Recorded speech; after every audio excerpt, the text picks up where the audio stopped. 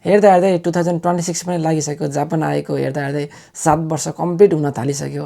अनि के तपाईँ पनि यस्तै नै जापानमा आएर जापानमा पैसा कमाउन चाहनुहुन्छ? जापानको अनि कम्युनिटीहरू, जापानको अनि संस्कृतिहरू जान्न चाहनुहुन्छ? जापानिजहरूसँग सँगै बसेर काम गर्न चाहनुहुन्छ? यदि चाहनुहुन्छ भने आजको भिडियो तपाईँहरूको लागि हो।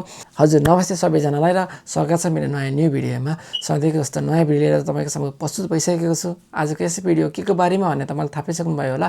हजुर आजको यस भिडियोमा मैले 2026 मा एसएसडब्ल्यू अन्तर्गत हुने सत्य कुराहरू लिएर तपाईँको सामु प्रस्तुत भइसकेको छु। यस भिडियोमा मैले आज कुरा गर्ने भनेको अनि यदि तपाईँ जापानमा हुनुहुन्छ, एसएसडब्ल्यू अन्तर्गत बसिरहनु भएको छ अथवा तपाईँ जापानमा आएर एसएसडब्ल्यू अन्तर्गत काम गर्न चाहनुहुन्छ र भविष्यमा जापानमा लङ टर्म बस्न चाहनुहुन्छ भने हजुर आजको भिडियो तपाईँको लागि हो।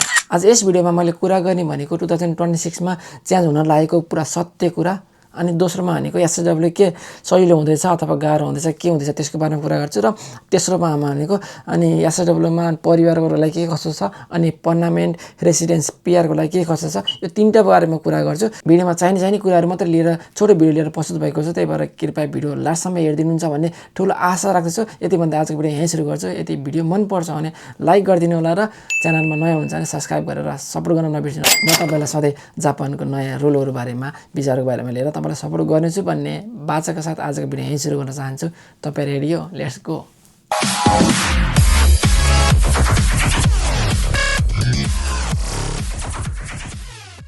सुरुमा कुरा गर्छु अनि एसएसडब्ल्यू भिजा भनेको के हो। एसएसडब्ल्यू भिजा भनेको अनि स्पेसिफाई स्किल वर्कर हो। यो भनेको तपाईँलाई अनि जापानिजहरूले विदेशीहरूलाई जापानमा लिएर आएर आफूसँगै काम गराउने एउटा माध्यमबाट खोलिएको भिजा हो एसएसडब्ल्यू भिजा। अनि एसएसडब्ल्यू भिजामा के हुन्छ भन्दा एउटा एसएसडब्ल्यू 1 हुन्छ अनि अर्को एसएसडब्ल्यू 2 हुन्छ। एसएसडब्ल्यू 1 भनेको 5 वर्षको हुन्छ।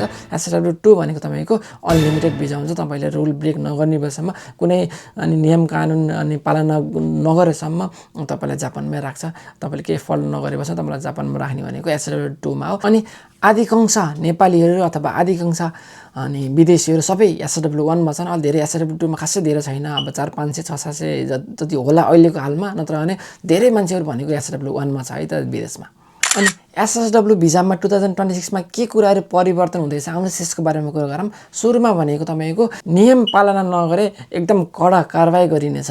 जस्तै कि इन्कम पैसा कमाएर ट्याक्स नतिरेमा, अनि दोस्रोमा भनेको तपाईँको अनि पेन्सन र इन्सुरेन्सहरू नतिरेमा, अनि पेन्सन र इन्सुरेन्स नबुझाएमा। अनि तेस्रोमा भनेको तपाईँको यदि तपाईँले जब चेन्ज गर्नुभयो अनि जब चेन्ज गरेर पनि तपाईँले इमिग्रेसनमा गएर रिपोर्ट गर्नु भएन भने तपाईँलाई एकदम कडा कारबाही गरिनेछ। अनि के कुरामा कडा कारबाही हुनेछ भन्दा तपाईँलाई भिजा अनि तपाईँ नवीकरण भिजा गर्न एकदम गाह्रो हुने, नवीकरण भइहाल्यो भने पनि लङ टर्मको भिजा नदिने, पिआर बस्न नपाउने। अनि अर्को भनेको तपाईँको एकदम अहिले गरिराखेको काम छ भने नि तपाईँले रिपोर्ट गर्नु भएन काम चेन्ज गरेर भने तपाईँको भिजा क्यान्सल गरेर नेपाल फर्काउन सक्ने सम्मको अनि कडा कारबाही गरेको छ, कारबाही गर्ने भनेको छ। त्यही भएर राम्रोसँग अनि भिजा चेन्ज गर्दा ट्याक्सहरू राम्रोसँग तिर्नु होला, अनि इन्सुरेन्सहरू पेन्सनहरू पनि राम्रोसँग बुझाएर बस्दिनु होला। अनि पहिला अनि दोस्रोमा छ अनि पहिला तपाईँको जब चेन्ज गर्न एकदम गाह्रो थियो भने अहिले एकदम जब चेन्ज गर्न एकदम सम्भव, सरल र सजिलो भएको छ।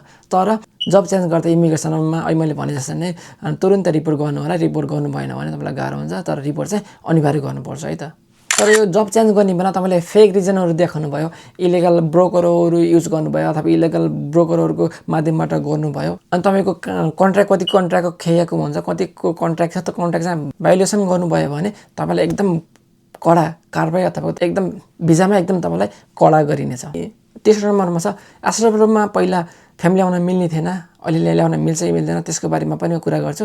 एसएसडब्ल्यू 1 मा पहिला जस्तो थियो त्यस्तै छ। पहिला 5 वर्ष बस्नै पर्ने थियो भने अहिले पनि एसएसडब्ल्यू 1 मा 5 वर्षै बस्नै पर्छ। अनि एसएसडब्ल्यू 2 नभएसँग पहिला फ्यामिली ल्याउन मिल्ने थिएन भने अहिले पनि त्यही छ। त्योमा चान्स केही छैन। एसएसडब्ल्यू 2 नभएसँग तपाईँले फ्यामिली ल्याउन मिल्दैन। एसएसडब्ल्यू 2 पाउनुभयो भने तपाईँले लङ टर्म बस्न पायो, अनि पिआर पर्मानेन्ट रेसिडेन्स एप्लाई गर्न पनि पायो, सबै कुराहरू पायो। जापानिजले जसरी गरेछ त्यसरी गर्न पायो तपाईँले। तर जापानिज इक्जाम पास गर्ने, स्किलहरू पासहरू गर्ने, तर जापानिज स्किलहरू एक्सपिरियन्सहरू र अनि टेस्टहरू यिनीहरू कुराहरू चाहिँ पास गर्नलाई चाहिँ धेरै कडा गरिनेछ। अनि पेयर गर्नलाई पहिला तपाईँको N2 N1 केही चाहिन्थेन भने तपाईँले अहिले पेयर एप्लाई गर्ने बेला तपाईँ SW होस् अथवा तपाईँ यहीँ जापानमै आएर पढेर जापानकै अनि गिजिनकोको भिजामा एप्लाई गरेर बसेको मान्छे होस् अनि ब्याचलर भिजा होस् जुनसुकै भिजा होस्, तर तपाईँले पेयर एप्लाई गर्दै हुनुहुन्छ भने पेयर एप्लाई गर्ने बेला तपाईँको जापानिज ल्याङ्ग्वेज स्किल भनेको तपाईँको JLPT N2 अथवा N1 मा एकदम एउटा चाहिँ स्योर चाहिन्छ भनेर भनेको छ। अझै यो चाहिन्छ भने तपाईँले लागू गरेको छैन, यो दुईटामा चाहिँ स्योर चाहिन्छ। त्यही भएर भिजामा कडाइ गर्ने भनेको छ, धेरै कुराहरू अनि टेस्टहरू पेपरहरू कडा गर्ने भनेको छ। त्यही भएर राम्रोसँग अनि जापान आउँदै हुनुहुन्छ भने ल्याङ्ग्वेज चाहिँ राम्रो बनाएर आउनु, अथवा SW2 एप्लाई गर्दै हुनुहुन्छ भने अनि SW2 मा गइसकेपछि जापानिज ल्याङ्ग्वेज JLPT N2 होइन N1 तपाईँले अनि मेजासु गरेर मुखदेखि गरेर प्लान गरेर अनि पढ्नु होला। ल्याङ्ग्वेज नभए हुँदैन, त्यही भएर ल्याङ्ग्वेज चाहिँ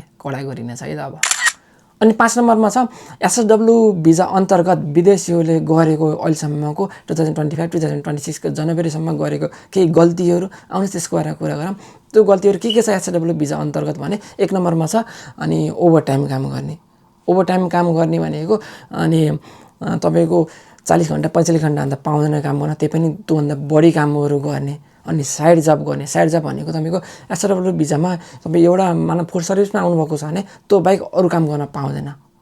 अनि तपाईँको गिजिनकोको छ ब्याचलर भिजा छ भने तपाईँको कम्पनी हेरी हुन्छ, भिजा अनुसार चाहिँ पाउँछ, तर कम्पनीले नगर भनेपछि कम्पनीले अनि गर्न पाउँदैन। तर SW मा कम्पनीले गर नगर जे भने पनि SW भिजा अन्तर्गत चाहिँ डबल काम गर्न पाउँदैन, साइड जब गर्न पाउँदैन। यो चाहिँ एकदम केयर गर्नु होला। अनि अर्को कुरा भनेको तपाईँको ट्याक्सहरू इग्नोर गरेको छ, ट्याक्सहरू तिरेको छैन, कहाँ ट्याक्सहरू तिर्छ भन्ने छ। तर ट्याक्सहरू तिरेन भने तपाईँलाई भिजा रिनिवल गर्न भिजा नवीकरण गर्दाखेरि अनि SW2 एप्लाई गर्दा र पछि PR एप्लाई गर्ने बेला पनि तपाईँले धेरै जापान आएदेखिको जन्म कुण्डली हेरेर अनि PR दिएको हुन्छ। त्यही भएर त्यति बेलासम्म तपाईँलाई असर गर्छ। अनि उसहरू तपाईँको ट्याक्सहरू पेन्सनहरू अनि हेल्थ इन्सुरेन्सहरू चाहिँ इग्नोर नगर्नु होला, बेलैमा बुझाइदिनु होला अनि तिनीहरू गर्नु। अनि अर्को भनेको एड्रेस चेन्ज गर्ने बेला रिपोर्ट गरेन, तपाईँको एड्रेस चेन्ज गर्दाखेरि रिपोर्ट गर्नुपर्छ अनि 2 हप्ताभित्रमा। जब चेन्ज गर्दै हुनुहुन्छ भने पनि 2 हप्ता 14 दिनभित्रमा इमिग्रेसनमा गएर त्यो चाहिँ रिपोर्ट गर्नुपर्छ जब चेन्ज गऱ्यो भनेर। यी कुराहरू सबै कुराहरू अनि त्यहीमाथि ट्राफिक रुलहरू अनि सानो अनि रेड लाइटहरूमा सिग्नलमा ब्रेक भएको छ भने त केही हुँदैन, ठुल्ठुलो अनि हानि नोक्सानी गरेको छ भने पनि तिनीहरूको पैसा तिरेको छैन भने पनि तपाईँलाई ब्ल्याक लिस्टमा पारेको हुन्छ। त्यसले गर्दाखेरि पछि गएर भिजा नआउने, नेपाल फर्काइदिने, भिजामा कडा गरिदिने अनि PR नपाउने धेरै सम्भावना हुन्छ।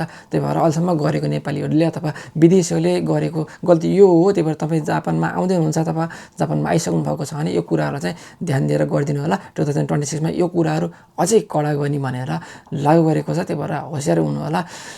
जापान भनेको एकदम एउटा अनि सपनाको संसार, एउटा जीवन भविष्य राम्रो बनाउने एउटा देश हो। यो देशमा चाहिँ केही अनि मौकामा चौका हानेर राम्रोसँग काम गरिदिनु होला। अनि लास्टमा तितो तर सत्य कुरा गर्छु, SW भनेको एउटा कुनै पैसा कमाउन सजिलो, पैसा छिटो कमाउने अनि छिटो अनि उसको धनी बन्ने भन्ने एउटा सजिलो पैसा कमाउने माध्यम होइन कि SW भनेको भविष्य राम्रो बनाउने एउटा माध्यम हो। यसमा धेरै कुराहरूको अपर्च्युनिटीहरू छ, धेरै कुराहरू हामीले ज्ञान पाउँछ, काम गर्न उस गर्छ, सिप पाउँछ, एक्सपिरियन्स पाउँछ, धेरै कुराहरू पाउँछ। SW भनेको पैसा कमाउनको लागि होइन। अनि त्यही माथि अहिले 2026 मा धेरै कुराहरू रोलहरू टाइट गरेको छ। विदेशीहरू धेरै भयो भनेर टाइट गर्न खोजेको छ। विदेशीलाई टाइट गरेर आउन नमिल्ने बनाउने होइन कि नराम्रो मान्छेहरूलाई पठाएर राम्रो मान्छेहरूलाई टिकाउने भनेर यो माध्यमले 2026 मा नयाँ भिजाहरू अथवा नयाँ कुराहरू लागू गर्ने अथवा अझै भएको भिजाहरूलाई पनि अझै कडा गरेर हेर्ने भनेर त्यस्तो गरेको छ। त्यही भएर डराउनु पर्दैन, तपाईँलाई पठाउने होइन कि नराम्रो मान्छेलाई राख्ने होइन कि अनि राम्रो मान्छेलाई चाहिँ टिकाउने भन्ने माध्यमले अनि अहिले धेरै कुराहरू चेन्ज भएको छ। त्यही भएर तपाईँ यो भने चाहिँ तपाईँ टिक्नुहुन्छ, तपाईँले गर्नुहुन्छ भन्ने आश छ। अनि जापान ल्याङ्ग्वेज चाहिँ राम्रोसँग इम्प्रुभ गरेर आउनु होला भन्दै आजको भिडियो यहीँ अन्त्य गर्न चाहन्छु। भिडियो कस्तो लाग्यो, भिडियो मन पर्यो भने लाइक गरिदिनुहोस् र सब्सक्राइब गरेर सपोर्ट गर्न नबिर्सिनु होला। तपाईँले सब्सक्राइब गरेर मलाई सपोर्ट गर्नुहुन्छ भन्ने धेरै आशा गरेको छु। त्यही भएर आजको भिडियो यहीँ अन्त्य गर्छु। फेरि नयाँ भिडियोको साथ, नयाँ न्युजको साथ, नयाँ अपडेटको साथ तपाईँसँग भेट हुनेछु भन्दै आजको भिडियो यहीँ अन्त्य गर्न चाहन्छु। हस्त बाई बाई, टेक केयर, गनबाते गुदासाई, जय नेपाल।